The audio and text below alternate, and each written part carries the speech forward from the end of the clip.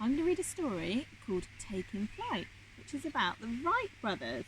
And they were called Wilbur and Orville. Can you see them on the plane? Okay, are you ready? So, it all began in a backyard in Dayton, Ohio, when Bishop Milton Wright came home with a gift for his two boys. Wilbur, Orville, he called, I have something for you. What is it? Cried the brothers. It's a toy all the way from France. You won't believe what it can do, he replied. Slowly they wound up the propeller and then let the toy go. The brothers were mesmerised as it hung high in the air. One day I'm going to fly just like that, said Orville. Not before I do, said Wilbur. Do you want to have a look at their toy? Can you see it? It's a toy with a propeller on the top and it's flying. So let's see what happens next.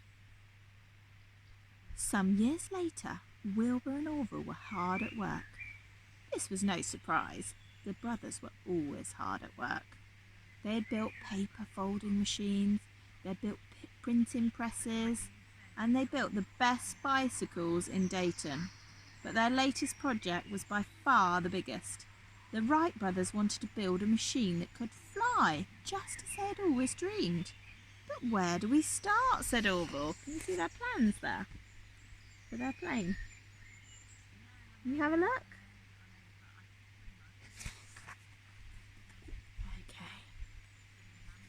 First, the brothers built a glider, but it didn't have any control in the air. Well, how does a bird fly? Asked Wilbur, watching as a goose glided effortlessly across the sky. See how its wings twist, said Orville. That's how it controls where it's going. Can you see how its wings twist? Then one afternoon, as Wilbur sat in the bicycle shop, idly twisting an empty box in his hand, the solution dawned on him. Orville, he exclaimed, I've got it! And he had. Using this idea, they built a wing that could twist, helping the glider to turn like a bird. Now they needed somewhere to test out their new glider. Somewhere windy, sandy, and above all, secret. Out came the map. You see they've got their map out. Have a little look where they can go. Kitty Hawk, North Carolina was one of the windiest places in the country. Miles of sand dunes stretched out before them, useful for a soft landing, and it was so perfectly quiet. There was nothing here to stop them from doing what they did best. Arguing, experimenting, and inventing. See how windy it is, look. The paper's blowing away. Wilbur tested the glider first. He launched himself from the top of a sand dune, and whilst Kitty Hawk's strong winds did lift him up, something was wrong, and he thudded to the ground. Not in 1,000 years will man ever fly, said Wilbur, frustrated. I don't understand, said Orville, back in the workshop. Puzzled, they decided to investigate and built a special wind tunnel to test their designs. After months of research, the brothers had a new, improved glider. It was time to return to Kitty Hawk. This time we will fly, said Orville. He's feeling very positive, isn't he? They're being very resilient, aren't they? So they built the plane, it didn't work, but they've gone back and they've thought about it. They've tried really hard and they're going to try again. But their sister Catherine had something to say first. Remember what your father said, you mustn't fly together, she ordered. What would happen if you both crashed? I don't have time to nurse a pair of broken brothers. Can you see she's very angry? She just doesn't want them to get hurt, does she? Okay, laughed Orville, but we won't crash. We've checked every inch of this glider and it's in top shape. Let's see if it flies, said Wilbur, and together they scaled the sand dune. And fly it did! Before too long they became confident pilots. Can you see? Wow! See it flying in the air. How amazing is that?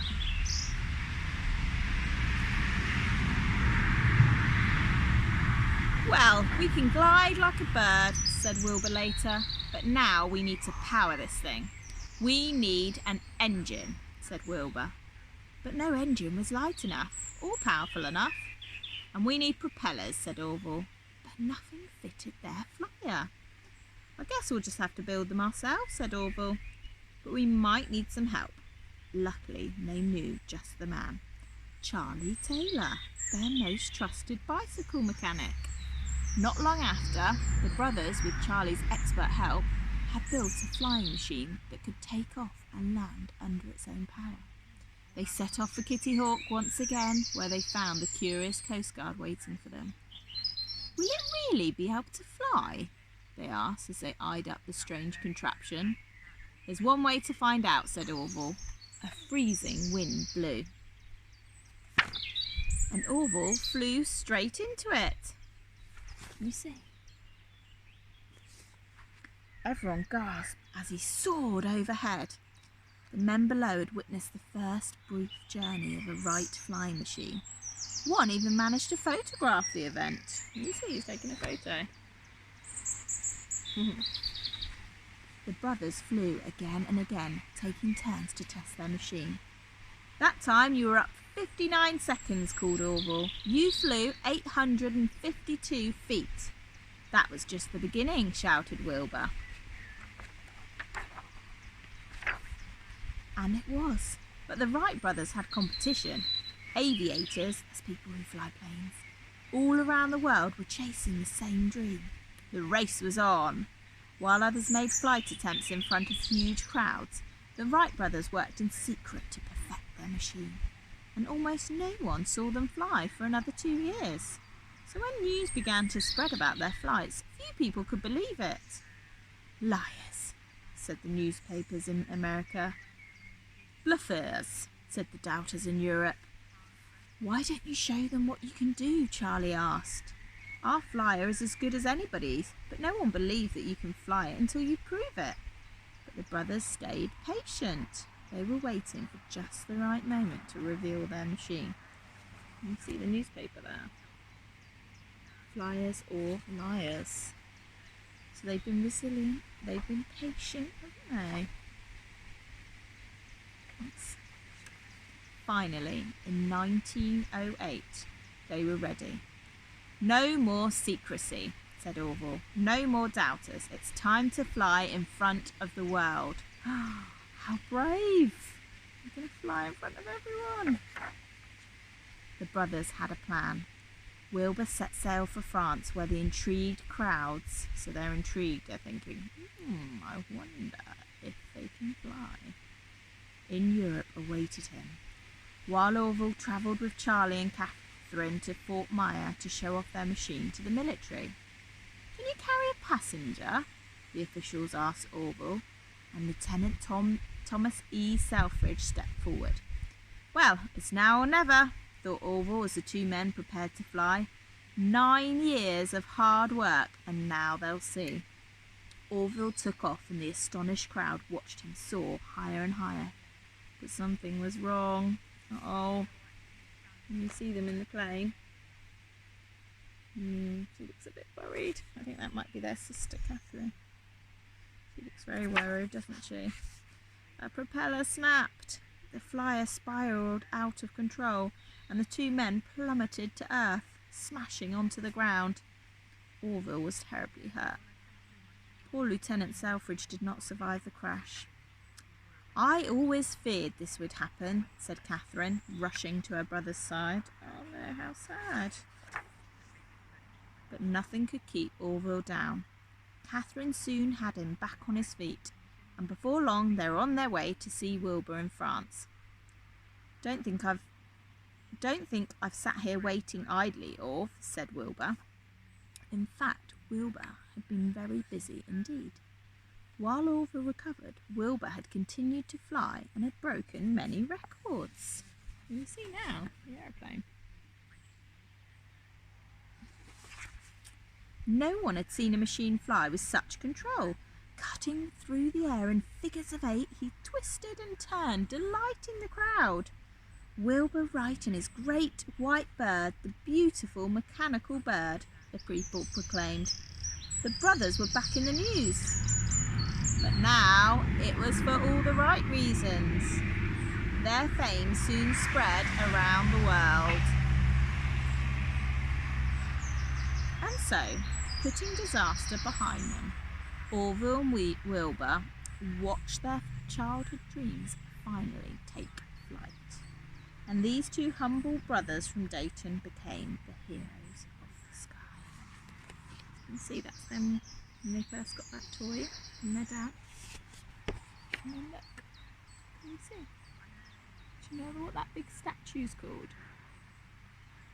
See if you can find out and let me know. I'll give you a clue. It's in America. So you can find out. Ah, and look, can you see the real picture of them? So that's them. And it was quite a long time ago, which is why the picture's in black and white. So it was in 1908. So what do you think? It was a good story, wasn't it? So it's actually a non-fiction book because it did really happen, didn't it? So they really did design an aeroplane that flew in 1908. That's over 100 years ago, and they created the first flying machine. So what I want you to do now is see if you can design your own flying machine. Now, you can use some paper or some card, whatever materials you've got at home. Now I want you to see if you can create a paper or card airplane that can fly. And what I want you to do is either measure the distance it travels, if you've got a ruler or a tape measure, see how far it travels, or you could be like them and you could get a stopwatch and see how much time it is in the air for. So time it and tell me how many seconds it's in the air for, or you can measure it, or you can do both, and let me know. And then I want you to see, you know, they had their plane, didn't they? And it wasn't so good to start with, and then it got better, didn't it? So if your first attempt doesn't work, have a think and see what you can do to improve it, and then let me know how you improve it and what happens, and whether it stays in the air for longer or it goes further. And I'll be really interested to find out.